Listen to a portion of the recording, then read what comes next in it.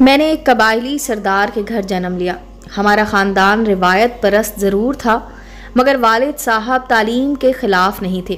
وہ دولت مند تھے، ساری دنیا گھوم چکے تھے، اس لیے سوچوں میں تبدیلی آ گئی اور انہیں تعلیم کی اہمیت کا اندازہ ہو گیا کہ مرد ہو یا عورت، تعلیم آدمی کو انسان بناتی ہے اور اس کی شخصیت کو نکھار دیتی ہے۔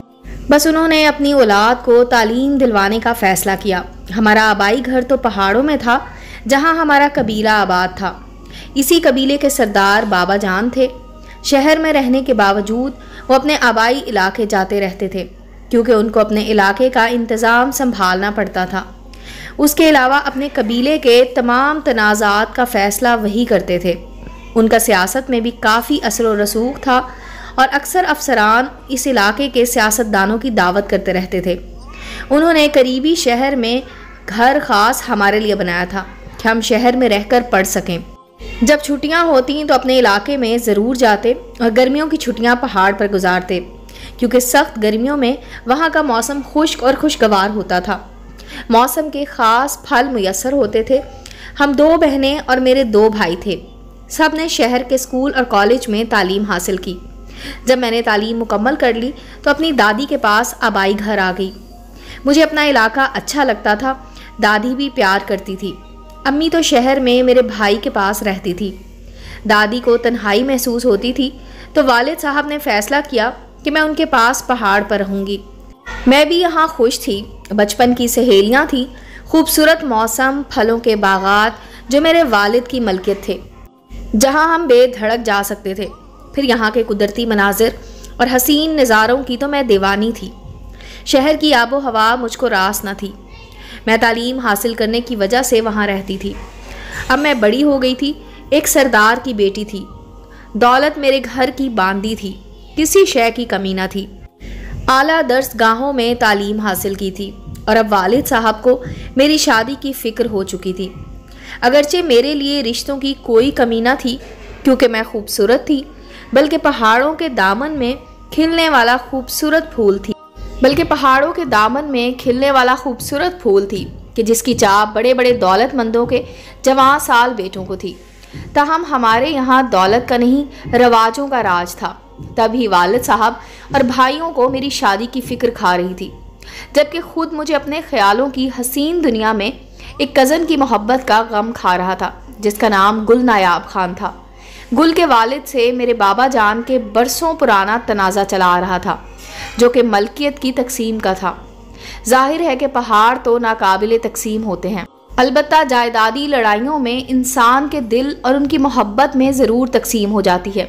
ایک روز والد اور بھائیوں نے مل کر باہم یہ طے کر لیا کہ میرا رشتہ اسد یار خان سے کیا جائے، کیونکہ اس کے والد کی بھی نایاب خان کے باپ سے جانی دشمنی تھی۔ تبھی بابا جان نے یہ فیصلہ کیا کہ ہم 2 قبائل مل کر ایک ہو جائیں تو اپنے دشمن کی طاقت کو توڑ دیں گے۔ میں ایک تعلیم یافتہ لڑکی تھی، والد صاحب کے اس فیصلے کا سبب اور اس کا مقصد بخوبی جان سکتی تھی۔ مجھے اپنی ذات اور اپنے خوابوں سے پیار تھا، یہاں ان کی مصلحتوں پر اپنی مسرتوں کو قربان نہیں کرنا چاہتی تھی۔ میں تو اس عمر میں تھی جب لڑکیاں سنہرے خوابوں اور نوخیز جذبات کی پجاری ہوتی ہیں، رواج کا ہر ستم سہنے پر تیار تھی، مگر اس ظلم کو برداشت کرنے پر آمادہ نہ تھی کہ قبیلے کے زور کو بڑھانے کی خاطر میرے سندر خوابوں کا قتل عام کر دیا جائے۔ اپنے باپ کے سامنے بولنے کا تو مجھ میں پارا نہ تھا، لیکن بڑے بھائی کے سامنے بولنے کی جرت ضرور تھی، کیونکہ ہماری عمروں میں صرف 2 سال کا فرق تھا۔ میں نے کہا، سلیم خان تم ہی سوچو، میں تعلیم یافتہ ہوں اور میرے دل و زبان کی بھی ایک الگ دنیا ہے۔ اس جہان میں رنگ و خوشبو کے دستور دوسرے ہیں۔ میری شادی کے فیصلے میں کم از کم میری رائے تو لینی چاہیے۔ اس نے جواب دیا کہ بی بی جان، تم ایک عورت ہو اور ہمارے یہاں عورت کا فیصلہ ان کے کھلونے سے زیادہ وقت نہیں رکھتا۔ ہمارے رسم و رواج پہاڑوں جیسے اٹل ہیں۔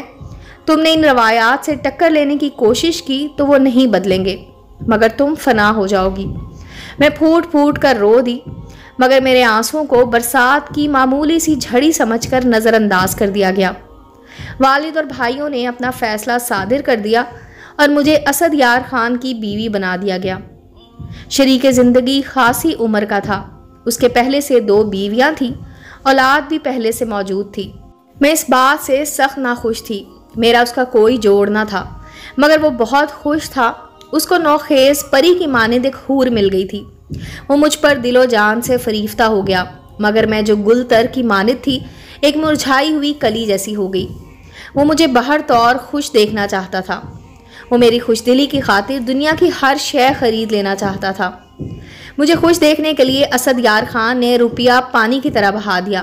میرے چہرے کو گلاب سا دیکھنے کی آرزو میں کوئی جتن نہ چھوڑا، مگر وہ میرے دل کی خوشی نہیں خرید سکا۔ خوشی تو اس میں تھی کہ وہ مجھے آزاد کر دے، جس کا اسے علم ہی نہ تھا۔ وہ مجھے ساتھ لے کر یورپ کی سیر کو گیا، خوب ساری شاپنگ کرائی، مگر میرا من اندر سے روتا ہی رہا۔ انہی دنوں اسد یار خان تجارت کی غرض سے بیرون ملک گیا تو میں نے اکیلے میں سکھ کا سانس لیا۔ ادھر ہمارے علاقے میں گل نایاب خان کا آنا جانا شروع ہو گیا۔ اس کا ایک بچپن کا دوست یہاں قیام پذیر تھا، جس سے ملنے کے بہانے سے وہ آتا تھا۔ اسد یار خان کے رشتہ داروں نے سوچا کہ دشمنی کے باوجود گل نایاب کا ہمارے علاقے میں آنے جانے کا کیا مطلب ہے۔ پہلے تو وہ بھی نہ سمجھ سکے کہ اس کی وجہ یہ ہے کہ دل کے ہاتھوں مجبور ہے۔ بظاہر وہ دوست کی چراگاہ میں پہاڑی ہرن کا شکار کرنے آیا تھا، لیکن اسی چراگاہ کے پاس ہی ہمارے پھلوں کے باغات بھی تھے۔ ایک روز جب میں باغ میں سیر کی غرض سے گئی تو شکار کے بہانے سے آنے والے شکاری نے اس گھائل ہرنی کو بھی دیکھ لیا کہ جس کے دیدار کی اسے پیاس تھی۔ دونوں کی نگاہیں ملی تو دل کا زخم شدت سے ہرا ہو گیا۔ یہ زخم جو پہلے سے موجود تھا اس پر مرہم بیکار تھی۔ یہ گھاؤ اچھا ہونے والا کبھی نہ تھا۔ مجبوری کے احساس نے اسے اور بھی گہرا کر ڈالا۔ اب صبر کی بجائے بے قراری بڑھنے لگی اور ہم ایک ملازمہ کے توسط سے انجام سے بے خبر ملنے لگے۔ بہت رازداری بڑھتی، مگر پھر بھی زمانے کو خبر ہو گئی۔ میری سوتن کے بچے جوان تھے، وہ ہمارے دشمن ہو گئے۔ انہوں نے ملازمہ پر سختی کی تو خوف سے اس نے راز کو اگل دیا۔ اب میری زندگی کا چراغ گل کرنے کو ملازمہ کا بیان کافی تھا۔ کچھ ماہ بعد جب اسد یار خان لوٹا تو اس نے اس معاملے کی بازگشت سن لی۔ وہ خود بھی اپنے ہاتھوں سے ہلاک کر سکتا تھا، لیکن خط لکھ کر میرا فیصلہ میرے بھائیوں پر چھوڑ دیا۔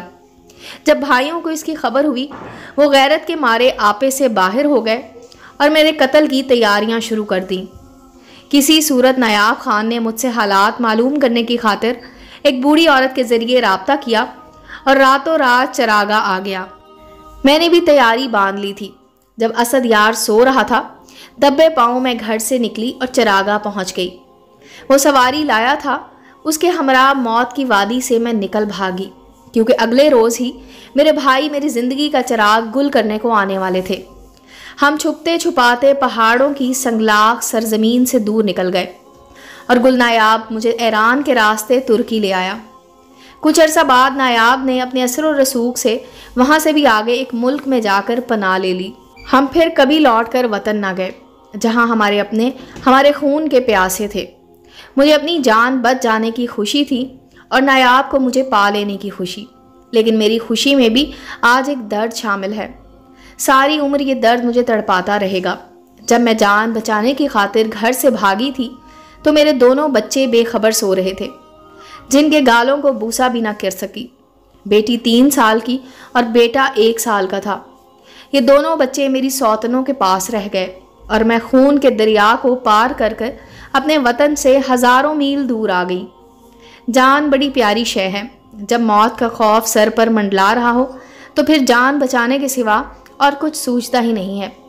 اب سوچتی ہوں نہ جانے میرے بچے کس حال میں ہوں گے اور وہ اپنی ماں کے بارے میں کیا سوچتے ہوں گے۔ امید ہے دوستو سٹوری اچھی لگی ہوگی۔ چینل کو لائک اور سبسکرائب کریں اور بیل آئیکن کا بٹن دبانا مت بھولیں تاکہ ہر نئے آنے والی سٹوری کا نوٹیفیکیشن آپ کو مل سکے۔ ملتے ہیں اگلی سٹوری کے ساتھ۔